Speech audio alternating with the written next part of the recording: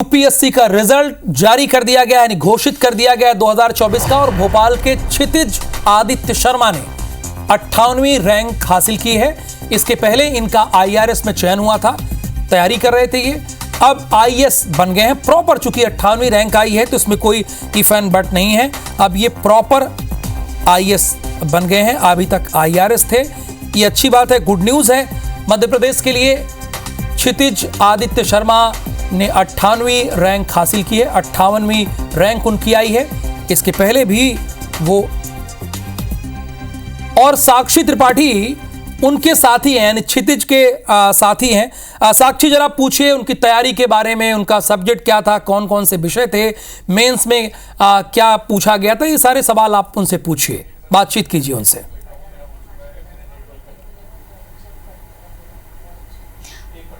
बिल्कुल राहुल, सबसे पहले तो हम IBC 24 और उनके दर्शकों की तरफ से क्षितिज को ढेर सारी शुभकामनाएं देते हैं। क्षितिज, ढेर सारी शुभकामनाएं आपको। और जो सबसे पहला सवाल है, हमारी जनता जानना चाहती है कि कैसा लग रहा है इस वक्त आपको? जी, पहले तो बहुत बहुत धन्यवाद आपका, और काफ़ी खुशी है, घर में मेरे बड़े बुजुर्ग सब काफ़ी खुश हैं, तो उनको देख के मुझे काफ़ी खुशी हो रही है। जी, क्या क्या सब्जेक्ट्स रहे आपके और मेंस में कैसा रहा?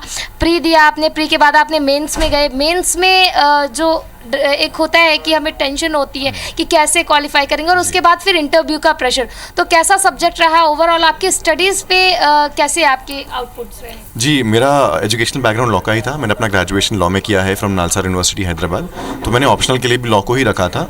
और अगर इस स्पेसिफिक अटेम्प्ट की बात करूँ, थर्ड अटेम्प्ट की, तो मैंने क्वांटिटी से ज़्यादा क्वालिटी पे फोकस किया कि क्योंकि एक बेस तो बन ही चुका था सेकंड अटेम्प्ट में, तो उस पर मैं और ज़्यादा कैसे इंप्रूव कर सकता हूँ, छोटे छोटे चेंजेस लाके। कहते हैं कि एक लंबा वक्त चाहिए होता है, एक लंबा समय चाहिए होता है। जो हमारा शेड्यूल होता है, टाइम टेबल होता है, बहुत स्ट्रिक्ट हो जाता है।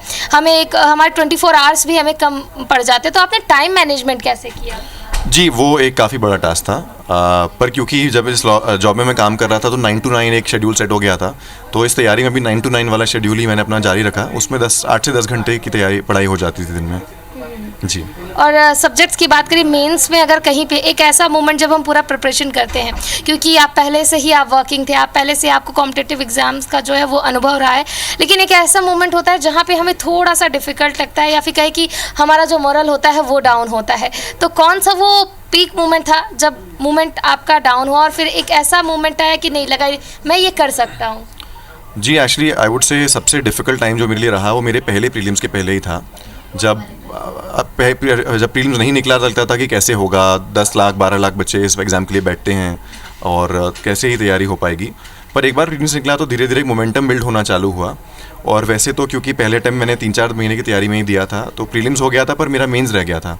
पर मेंस के मार्क्स देखकर भी मुझे लगा कि अच्छा, इतने में इतना हो गया है तो थोड़ा और बेहतर किया जा सकता है। एस्पिरेंट्स मूवी जब बात होती है यूपीएससी एग्ज़ाम की, तो जो एस्पिरेंट्स है उसकी याद सबको आती है, और किस तरीके से एक स्ट्रगल होता है। तो अगर हम बात करें स्ट्रगल, आज सबके मन में खुशी की लहर है, लेकिन इसके पीछे का जो स्ट्रगल होता है वो कैसा रहा? आपका जो स्ट्रगल टाइम रहा वो कैसा रहा?